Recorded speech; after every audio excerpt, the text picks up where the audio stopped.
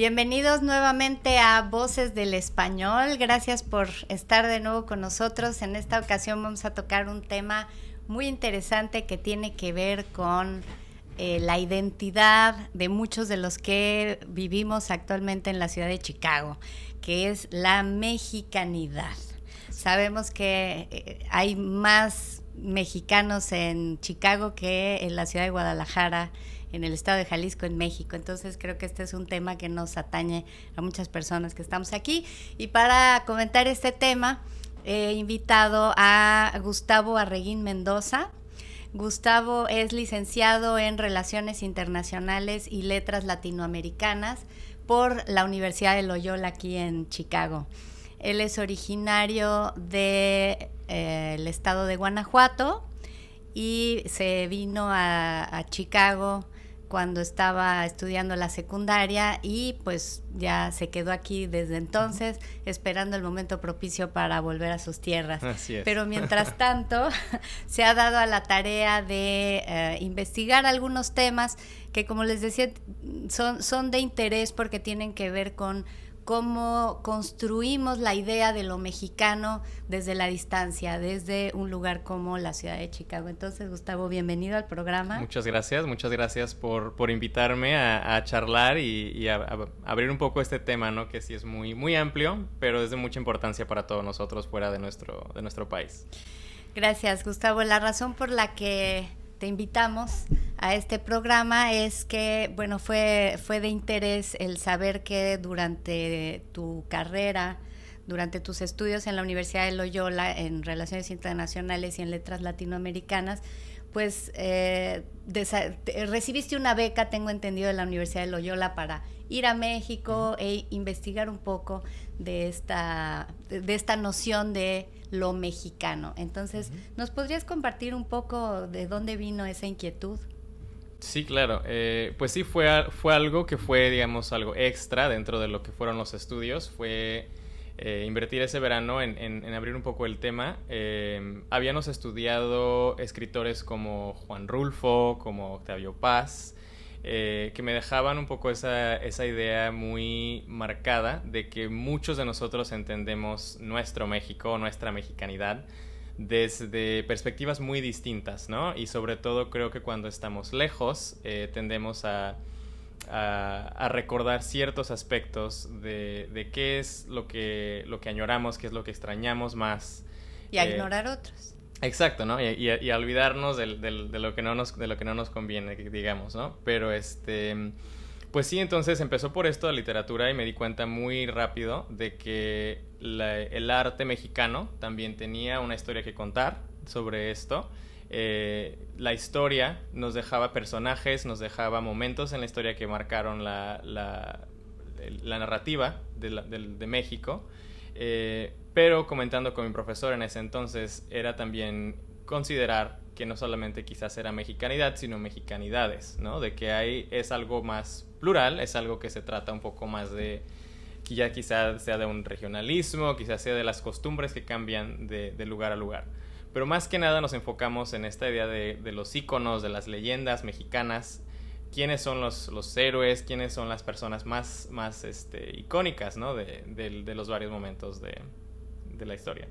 Antes de empezar este programa, Gustavo, me comentabas sobre la forma como se recibió aquí en Chicago por algunos de tus conocidos mexicanos una película como Roma, esta película que se estrenó el año pasado, que quizá para algunos resultó muy mexicana y para otros no. Yo me imagino que también, ahora que mencionas que hay muchas realidades, muchas formas de pensar en México, si tú vienes de una zona rural o de una zona de campo de México o del desierto, será una experiencia distinta y un recuerdo distinto de si venías, por ejemplo, de la Ciudad de México. Exacto. ¿Cómo viviste tú esto? Sí, creo que, bueno, o sea, la película esta de Roma, cuando hablaba con mis amigos, había la diferencia de opiniones, ¿no? Como con todo, como siempre. Y creo que tiene que ver con esto. De dónde venimos en México, o quizás mis compañeros que nunca han estado en México o que llegaron aquí muy pequeños. Entonces... ¿Pero se asumen como mexicanos? Exacto, ¿no? Entonces era esa identidad mexicana, y para nosotros Roma fue, por ejemplo, la escena principal de la película. Ahí fue donde muchos de mis amigos y yo dijimos, eso es mexicano. ¿Cuál es la escena principal? Donde está lavando el piso, ¿recuerdas? Que está lavando el piso, entonces solamente ves el agua, ves La recuerdo, pero no sé por qué la llamas la escena principal. Yo diría que es con el que comienza la película, Okay. como yo recuerdo. Okay. Entonces, no que es la principal de la película, sino con la que inicia la película, ¿no? Entonces, pero esa idea de lavar los pisos, esa idea de los azulejos, de los pisos de pasta, creo que existen en muchas de las casas o de los lugares mexicanos, ¿no? Entonces, es algo que también muy tradicional. En la mañana ves la gente barriendo, limpiando. Son recuerdos, ¿no? De ese, un poco de esa lavando nostalgia. la banqueta, sí. Exacto, y son cosas muy mexicanas, entre comillas. Pero contrastando una película como Roma con una película, digamos, como Coco, que había salido el año anterior, ahí estamos hablando de cosas distintas, ¿no? Entonces, eso era lo que creo que existe esa digamos, tensión o esa discusión entre... México no solamente es Día de los Muertos, no solamente son calaveras de azúcar, no solamente son papel picado o coloridos, sino que existe otras realidades, como decías, otras realidades sociales sobre todo, dentro de la ciudad, fuera de la ciudad, en el campo, en las montañas, pero es algo muy, muy amplio. He notado una cierta incomodidad entre muchos mexicanos aquí en Chicago, y quizá particularmente entre los universitarios, de que se asocia a México con este tipo de aspectos tan específicos de la cultura. Como dices ahorita, bueno, el Día de Muertos, los colores, Frida Kahlo, ya más que Diego Rivera, creo que el pobre Diego Rivera ya quedó. Antes Frida Kahlo era la esposa de Diego Rivera, Diego Rivera es él el que fue la pareja de Frida Kahlo, en fin. Pero como que hay una cierta incomodidad de que sea eso o que se limite a eso lo que representa México. Sin embargo, digo, para mí como profesora de español y que tengo aquí apenas un año viviendo en Chicago, en esta ciudad, es una alegría enorme poderle mostrar a mis estudiantes cosas tan básicas o elementales de lo que es el ser mexicano, o sea, empezando desde el día de ayer en mi clase de español, los símbolos patrios, el escudo nacional, qué significa, de dónde viene, la historia, ¿no?, que hay atrás del himno nacional, todas estas cosas, ¿no? Y por supuesto que el Día de Muertos y Frida Kahlo y todo cabe. Pero esta incomodidad existe, es como si sintieran que su mexicanidad está siendo disminuida, o ¿de dónde viene esa incomodidad? O sea, voy a hablar por todas las personas de mi edad, entonces, ¿no? Entonces yo creo... tienes que decir tu edad para que sepamos. Sí. ¿A qué generación te refieres? Sí, bueno, yo tengo 26 años, okay. Entonces, sí, voy dentro de lo que son los millennials, ¿no? Soy un millennial como los estamos denominando ahora, o nos estamos denominando, pero yo diría que más que incomodidad es... siento que a veces lo que falta es el contexto, como con cualquier cosa. Si no tienes un contexto, cualquier símbolo, cualquier frase, cualquier cosa puede tener una realidad completamente distinta, puede tener un significado completamente distinto. Entonces creo que cuando propones, o digamos, yo he tenido compañeros que me han dicho, ¿no?, de personajes, ¿no?, como Frida Kahlo, que un personaje muy mexicano, o que la pintora mexicana, y yo, fue una gran pintora del siglo XX, sí, pero hubo muchas más, ¿no? Y otras mujeres también. Y entonces eso es lo que yo digo, ¿dónde caben ellas? ¿No? Es como, para mí es ese énfasis en una sola cosa, y que esa persona ahora define lo que es ser mexicano. Eclipsa todo lo demás, ¿no? Exacto. Que además realmente Frida Kahlo siento que se ha ganado el lugar que se ha ganado más por el personaje que fue y por su historia de vida que propiamente por su pintura. Bueno, pues muy interesante esta primera aproximación hacia las muchas mexicanidades de las que podríamos hablar aquí desde lejos de nuestro país, Gustavo. Muchas gracias por esta primera parte y te invito a que hagamos una pequeña pausa para que en la segunda parte nos enfoquemos un poquito más hacia cómo se ha visto esta mexicanidad desde las letras, desde la literatura mexicana y latinoamericana. Muy bien.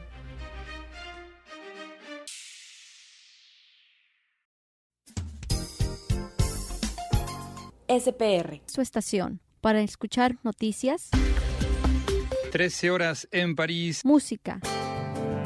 Puedo decirte que soy un ángel para el amor encadenado. Y mucho más.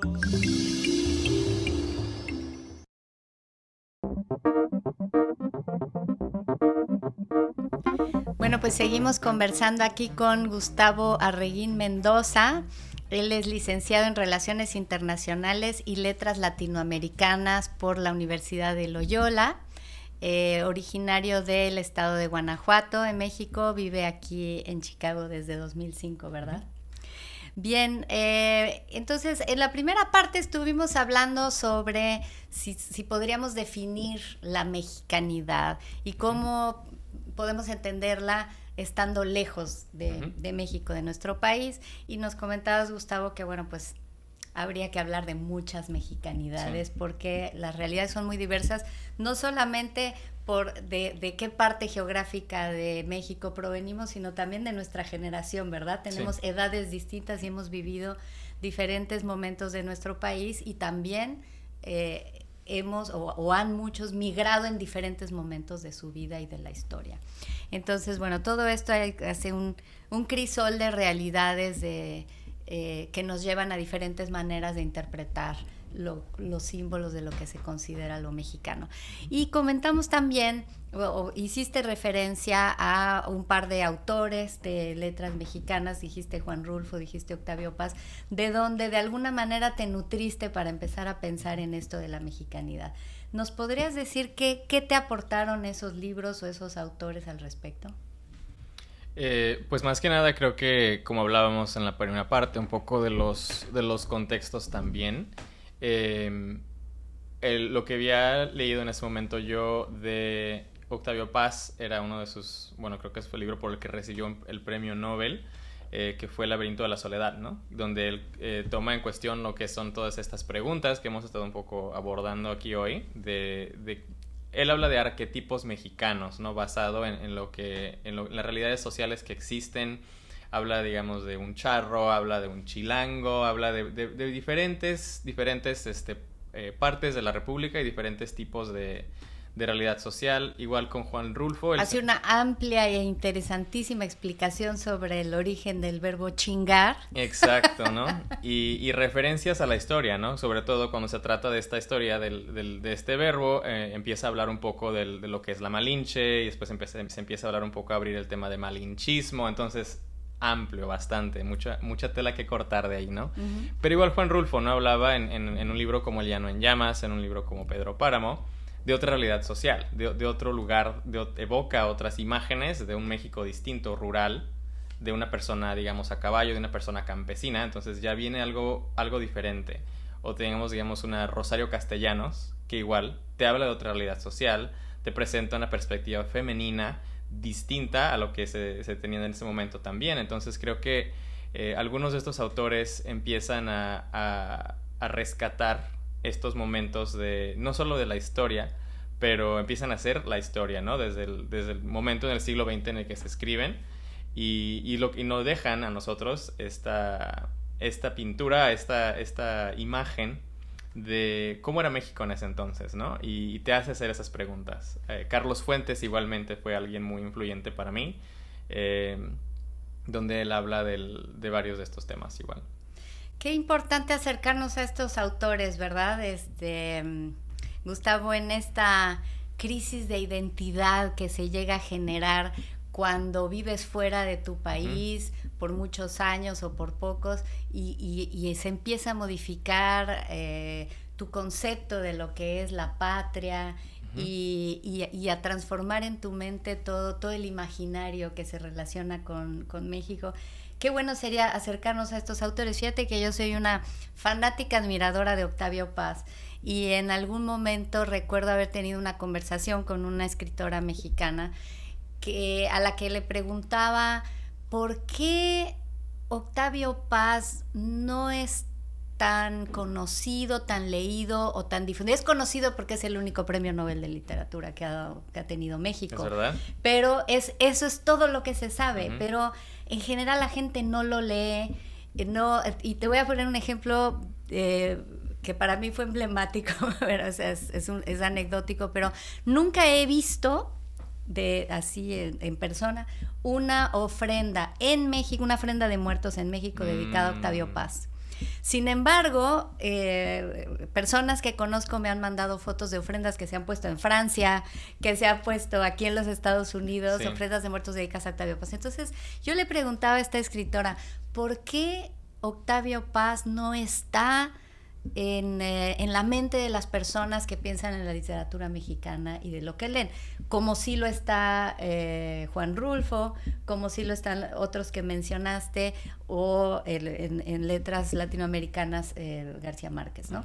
Entonces ella me decía, lo que pasa es que Octavio Paz, por quien fue y su figura, su vida realmente, también política al final de sus días y todo, eso que está pensando, estuvo muy alejado del pueblo, digamos, de México. La gente no se conecta, ¿verdad? O sea, más un intelectual de altos vuelos que no escribía para el pueblo. Entonces, ¿cómo acercarnos a la literatura sobre lo mexicano? ¿Tú qué recomiendas?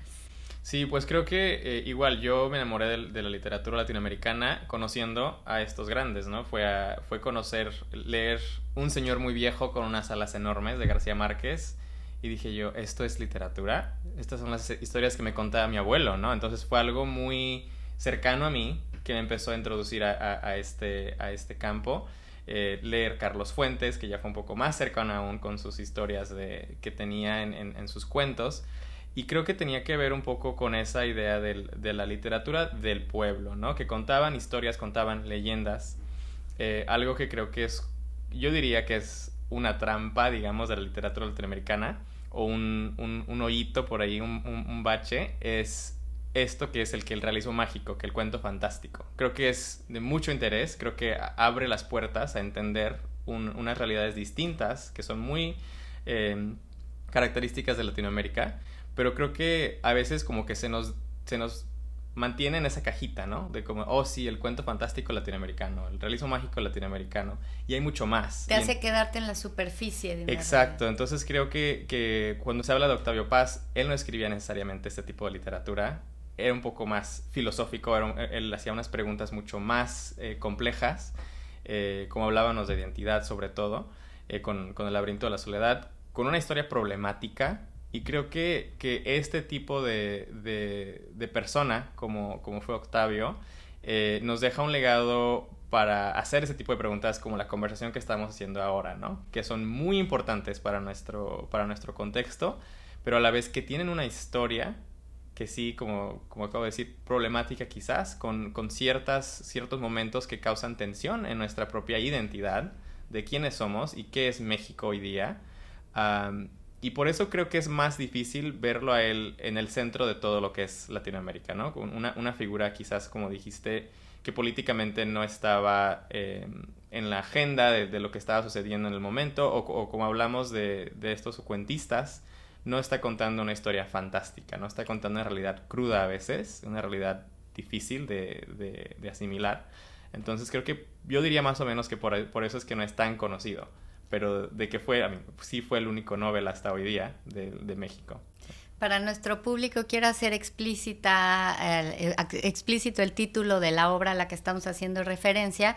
Se trata de El laberinto de la soledad. El laberinto de la soledad, sí, de Octavio Paz, que no debe confundirse con 100 años de soledad de Gabriel García Márquez, exacto, que es esta novela tan conocida de él, a la que también estás haciendo referencia de alguna manera. Entonces estamos hablando del laberinto de la soledad, que es una colección de ensayos donde Octavio Paz reflexiona sobre justamente la identidad del mexicano. Y si no mal recuerdo, también hay un ensayo dedicado a la identidad del mexicano radicado en los Estados Unidos. Exacto.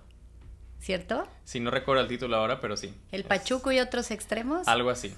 Sí. Y habla de eso, ¿no? De la mezcla de las culturas fronterizas, ¿no? Sobre todo, recuerdo, habla de Tijuana, un poco de estas ciudades que están justo en la frontera y tienen la influencia de ambos países. Sí, que creo que valdría la pena dedicarle un programa digamos, hablar de esta obra y leer brevemente algunos de sus pasajes. Pero ¿qué otra literatura es para ti emblemática de lo mexicano? De lo mexicano. Pues sí, más que nada, como ya... Quiero decir títulos específicos, un cuento, un ensayo, un poema. Pues creo que en ese sentido, basado, como decíamos en la primera parte, a veces tenemos nuestra identidad formada en dónde crecimos, con qué son los lugares que pensamos cuando pensamos en México. Para mí crecer en Guanajuato, ahí en el valle, entre los cerros, es un paisaje muy distinto quizás al de la Ciudad de México, quizás al de Jalisco, pero la zona central de la región me identifiqué bastante yo con lo que fue el Llano en Llamas de Juan Rulfo, con Pedro Páramo. Creo que estas historias que él cuenta en esas dos narrativas, en los cuentos, me recordaban, como decía, esas historias que me contaba mi abuelo, ¿no? Entonces nosotros que venimos... se ubica dentro de lo que llamamos literatura de la Revolución Mexicana, ¿no? Sí. O sea, en esa época, principios del siglo XX. Exacto. Y entonces mi pueblo, donde yo vengo, cerca de Salvatierra, en Guanajuato, estaba justo en lo que fue el territorio que en aquel entonces estuvo muy involucrado en lo que fueron la guerra de los cristeros y todas estas guerras más pequeñas o batallas más pequeñas después de la Revolución Mexicana. Y las historias que mi abuelo rescataba y me contaba resonaban bastante con lo que Juan Rulfo escribía en El Llano en Llamas, en Pedro Páramo. Entonces fueron dos que sí me llegaron bastante. ¿Algún otro autor? Bueno, mencionaste a Carlos Fuentes. Uh-huh. A ver, que debe ser muy distinta la visión de Carlos Fuentes de la mexicanidad, de lo que es mexicano, de, por ejemplo, esta otra literatura que estás mencionando, de Juan Rulfo, etcétera. Son visiones bien distintas, hablando de las muchas mexicanidades que se pueden pensar. ¿Hay coincidencias allí o son realmente visiones bien dispares de lo que es el mexicano? Creo que hay muchas coincidencias, ¿no? Y como decíamos, eso era lo que en El laberinto de la soledad también Octavio Paz habla un poco de los diferentes arquetipos, ¿no? De los diferentes tipos de manifestaciones de mexicanidad. Y Carlos Fuentes, igual creo que tuvo sus escritos que fueron un poco más filosóficos, sus ensayos, ¿no? que tocaron un poco más ese tema, igual que los cuentos son fantásticos. Entonces creo que hay un poco de los dos. Me gustaban a mí siempre los cuentos, fue como lo empecé a conocer. Recuerdo leer Chuck Mull, que para mí yo no estaba conectado a lo que era la región sur del país, con esto de lo que era un contexto de una historia de los mayas, de una historia de un México prehispánico. Para mí eso era algo nuevo, era algo distinto, pero yo reconocía que era algo mexicano. Simplemente no tenía yo la misma cercanía, pero igual, había esta introducción y con un libro como digamos que se llama El espejo enterrado o algo así, no recuerdo bien el título de Carlos Fuentes, ya habla una temática un poco más densa sobre la historia, sobre la identidad también. Entonces es algo interesante con los lazos que van uniéndose. Y creo que el arte también propone esas mismas miradas. Sí, bueno, ya para concluir, me habías comentado que también hiciste una pequeña investigación iconográfica respecto de lo mexicano. Uh-huh. Entonces, más allá de las palabras, ¿qué nos dicen las imágenes de lo mexicano? Sí, para este proyecto que hablaba en primera parte, me encontré en un espacio como fue el Museo Nacional de Historia en Chapultepec, y me hice esta pregunta, ¿no? O sea, ¿qué dice el Museo Nacional de Historia que es la historia mexicana? ¿Quién está aquí? ¿No? Entonces era ver quién estaba presente. Un Miguel Hidalgo, estaba un Emiliano Zapata, pero había varias también instancias en lo que era las galerías del museo y además regresando a lo que es la identidad mexicana, donde la Virgen de Guadalupe está muy presente, ¿no? Como una imagen mexicana, sobre todo en el movimiento independentista con Miguel Hidalgo. Pero algo que muchos mexicanos, la fe católica, creo que el cristianismo es muy prevalente en nuestro país. Entonces, la Basílica de Guadalupe, la imagen de Guadalupe es algo que también se reconoce, sobre todo para nosotros migrantes fuera de nuestro país, personas de fe. Es uno de los iconos de las imágenes que tenemos presente, ¿no? Es Guadalupe. Sí, que estaba escuchando ayer con mis estudiantes de español en un recurso en internet que les recomiendo a todos en nuestro público, que se llama Descarga Cultura UNAM, así se escribe todo junto, Descarga Cultura UNAM.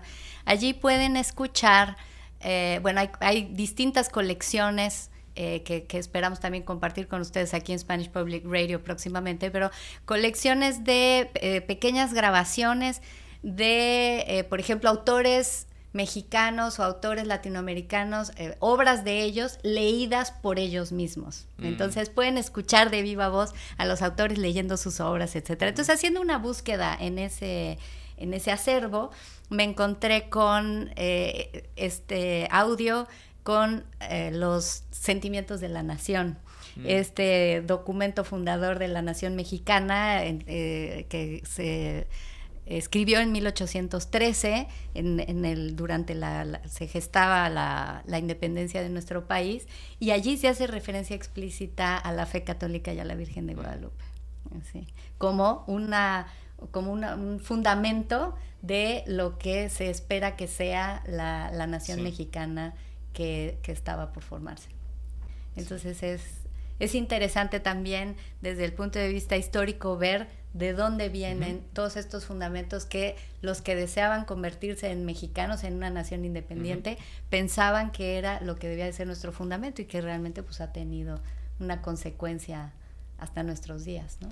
Sí, creo que también, bueno, siento que es una conversación muy amplia para otro día, pero el contexto de Guadalupe igual, ¿no? En lo que era el contexto histórico de ese momento de México, el contexto social, creo que la imagen de Guadalupe termina siendo un símbolo de reconciliación racial también, porque entonces estás mezclando lo que hasta entonces era el catolicismo blanco que habían traído los de la colonia, pero ahora tienes una imagen de una tez igual a la de los indígenas, igual a la de los mexicanos, que ya había varias. Yo la llamo morena, pero aquí en Chicago a los morenos les llaman a los negros, entonces yo ya no sé. Sí, realmente. es una tez morena, una tez mestiza, o sea, el mestizaje ya está presente en su rostro, ¿no? Ya es una mexicana en ese sentido.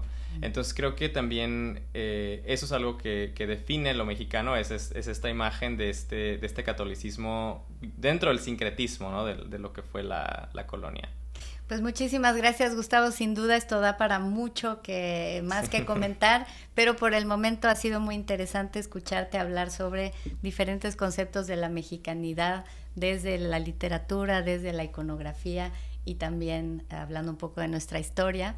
Te agradezco mucho y también quisiera, para terminar este programa, simplemente compartir con nuestro público, ya que hablamos de cómo entender lo mexicano desde la literatura, compartirles que la UNAM donó una colección de literatura infantil y juvenil a una biblioteca muy importante de esta ciudad que se llama Newberry Library, y en esta biblioteca estamos alojando más de 120 libros de lo mejor de la literatura infantil y juvenil que se produce en nuestro país, que tenemos libros absolutamente espectaculares, que se conocen muy poco, incluso se usan poco en las escuelas mexicanas para enseñar literatura a los niños, y que creo que tienen un contenido cultural que los puede acercar mucho más a quiénes son estos mexicanos que en México leen literatura con sus hijos. Entonces, tenemos mucho gusto en anunciar que se ha hecho esta donación de esta colección, que está a disposición del público para que vayan, la conozcan y puedan recomendar en sus comunidades, en sus bibliotecas, en sus escuelas, y para ustedes mismos con sus hijos, el poder acceder a esta literatura. Si fuera de su interés, los esperamos el 17 de septiembre en un evento donde vamos a presentar esta colección. Va a venir gente de la UNAM a presentarla, y esto va a ser a las 6 de la tarde. Bueno, tendremos una recepción a las 5 y a las 6 empezará el evento de 6 a 7:30 y vamos a tener gente universitaria que va a hablar sobre la relevancia cultural de la literatura en español aquí en la ciudad de Chicago. Entonces, bueno, pues de nuevo muchas gracias, Gustavo. Gracias a ustedes igual. Gracias a todos y los esperamos en nuestro próximo programa de Voces del Español.